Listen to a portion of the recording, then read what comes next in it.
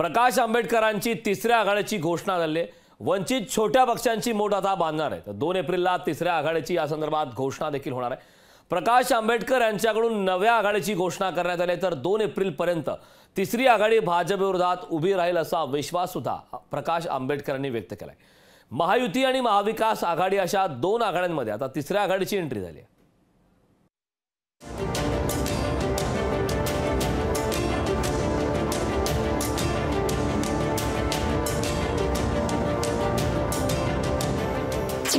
प्रकाश आंबेडकरांची तिसऱ्या आघाडीची घोषणा।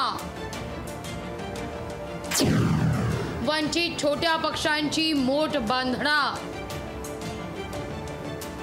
2 एप्रिलला तिसऱ्या आघाडीची घोषणा होणार। वंचित बहुजन आघाडीने लोकसभा निवडणुकीकरता तिसऱ्या आघाडीची घोषणा केली आहे। वंचित बहुजन आघाडीने तिसऱ्या आघाडीची मोठ बांधण्यासाठीची तयारी पूर्ण केली आहे। वंचित सोबत अनेक छोटे पक्ष तिसऱ्या आघाडीत येण्याची शक्यता आहे। 2 एप्रिलला प्रकाश आंबेडकर स्वतः तिसऱ्या आघाडीचं स्वरूप स्पष्ट करणार आहेत। मजबूत आघाडी उभी राहावी अशी असताना प्रयत्न होता। महाराष्ट्रातल्या असणाऱ्या वेगवेगळ्या संघटना ज्या आहेत त्या वेगवेगळ्या संघटनांशी बोलून 2 तारखेपर्यंत बीजेपीच्या विरोधातली असणारी महत्वपूर्ण आघाडी जी आहे ती आघाडी आपल्याला उभी राहिलेली दिसते। प्रकाश आंबेडकरांच्या तिसऱ्या आघाडीनं महायुतीला कोणताही फायदा किंवा तोटा होणार नाही असा दावा महायुतीचे नेते करतायत। फायदा तोटा नाही आहे, याच्यात मान आणि अपमानाची पण भूमिका महत्त्वाची आहे।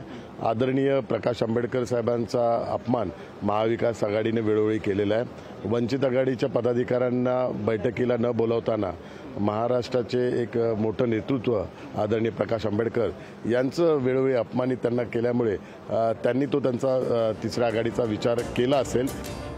ज्या आघाडीनं भाजपला अप्रत्यक्ष मदत होईल अशा आघाड्यांना जनता थारा देणार नसल्याचं महाविकास आघाडीनं सांगितलंय।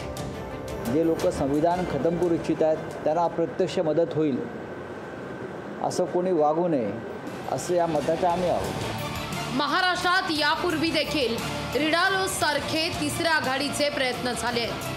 यावेळी आंबेडकरांचा हा प्रयोग कितपत यशस्वी होतो आणि तिसरी आघाडी कुणाच्या पथ्यावर पडते हे पाहणं औत्सुक्याचं असेल। स्वप्नील जाधव, लोकशाही मराठी, मुंबई।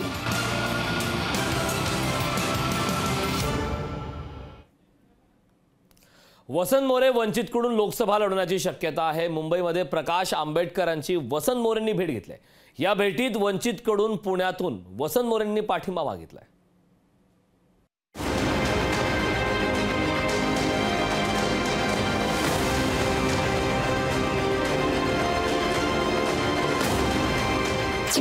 लोकसभेच्या उमेदवारीसाठी वसंत मोरे वंचितच्या संपर्कात। वंचितकडे पाठिंब्याची वसंत मोरेंची मागणी। वसंत मोरे पुण्याच्या निवडणुकीत रंगत आणणार। पुण्याची लोकसभा निवडणूक एकतर्फी होऊ देणार नाही असं वसंत मोरे काही दिवसांपूर्वी बोलले होते।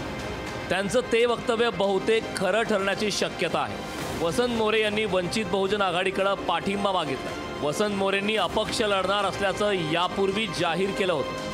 आज वसंत मोरेंनी मुंबईतल्या राजगृह निवासस्थानी प्रकाश आंबेडकर यांची भेट घेऊन या संदर्भात चर्चा केली। ज्या चर्चा आमच्या झाली आहे ती अतिशय पॉझिटिव्ह झालेली आहे आणि त्याच्यामध्ये जे काही पुढचे मार्ग असतील, पुढचा कशा प्रकारे मार्गक्रमण होईल तो येणाऱ्या 2-4 दिवसांमध्ये सगळं कळेल। वसंत मोरेंना वंचितची उमेदवारी मिळण्याची शक्यता आहे।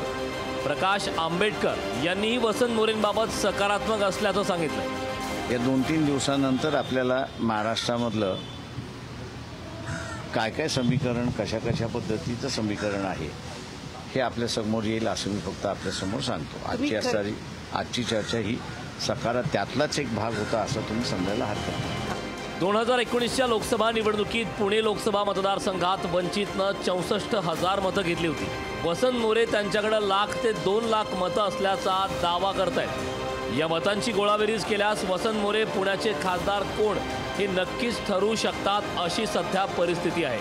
वंचितसह वसंत मोरेंनी पुणे लोकसभेच्या रिंगणात एंट्री केल्यास प्रस्थापितांना घाम फोडणार हे मात्र नक्की. स्वप्नील जाधव, लोकशाही मराठी, मुंबई.